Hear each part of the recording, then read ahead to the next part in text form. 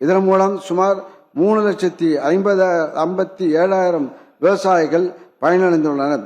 கடந்த 5 ஆண்டுகளில் கூடுதலாக 150 ஒழுங்குமுறை விற்பனை கூடங்கள் மின்னணு தேசிய வேளாண் சந்தையுடன் இணைக்கப்பட்டு ரூபாய் 8,748 கோடி மதிப்பிலான 30 லட்சம் மெட்ரிக் டன் விளைபொருள் வர்த்தகம் மேற்கொள்ளப்பட்டு சுமார் 18 லட்சம் விவசாயிகள் பயனடைந்துள்ளனர்.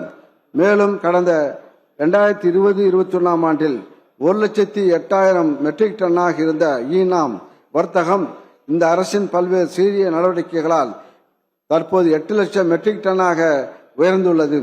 கடந்த 5 ஆண்டுகளில் புதிதாக பண்ருட்டி ஒட்டஞ்சத்திரத்தில் தலா 1000 மெட்ரிக் டன் குளிர்பதன கிடங்குகள், ஈரோடு மாவட்டத்தில் காய்கறி மற்றும் பழங்களை சேமிக்க 1750 மெட்ரிக் டன் கொள்ளளவு கொண்ட 5 குளிர்பதன கிடங்குகள் ஆகிய அமைக்கப்பட்டு விவசாயிகள், வணிகர்கள் மற்றும் உழவர் உற்பத்தியாளர் நிறுவனங்களால் பயன்படுத்தப்பட்டு வருகின்றன.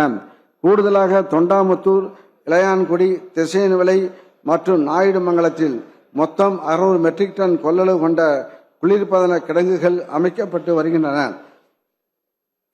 குளிர்பதன கிடங்குகள் அமைப்பதற்கென மட்டும் ரூபாய் 27 கோடி செலவிடப்பட்டுள்ளது.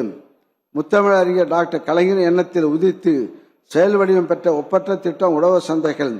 உழவர்களின் விளைபொருட்களுக்கு உரிய விலை கிடைக்கவும், காய்கறிகள், பழங்கள் நுகர்வோருக்கு அன்றாடம் கிடைக்கவும் 194 உழவர் சந்தைகள் செயல்பட்டு வருகின்றன. கடந்த 5 ஆண்டுகளில் 15 புதிய உழவர் சந்தைகள் அமைக்கப்பட்டுள்ளன. 134 உழவர் சந்தைகள் ரூபாய் 46 கோடியே 45 லட்சம் மதிப்பீட்டில் நவீன வசதிகளும் புனரமைக்கப்பட்டுள்ளன. மாநகராட்சி பகுதிகளில் 30 நடமாடும் காய்கனி அங்காடிகளும், மாவட்டத்துக்கு ஒரு உழவர் சந்தை வீதம் 37 மாவட்டங்களில் மாலை நேரங்களில் உழவர் சந்தைகளும் இயங்கி வருகின்றன.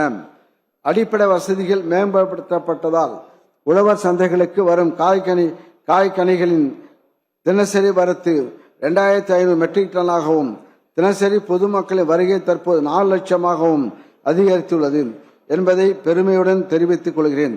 விநியோக தொடர் மேலாண்மை திட்டம். விநியோக தொடர் மேலாண்மை திட்டத்தின் 2ஆம் பகுதியில் சிப்பங்கட்டும் கூடங்கள் மற்றும் குளிர்பதன கிடங்குகளுடன் கூடிய 20 முதன்மை பதப்படுத்தும் நிலையங்கள் நிறுவப்பட்டுள்ளன. இதனால் அறுவடைக்கு பிந்தைய இழப்புகள் குறைக்கப்படுவதுடன் சந்தை இணைப்புகள் ஏற்படுத்தப்பட்டு விவசாயிகளின் பொருளாதாரமும் வலுப்படுத்தப்படுகிறது. மதிப்பு கூட்டு மையங்கள் தக்காளி, மா, பலா,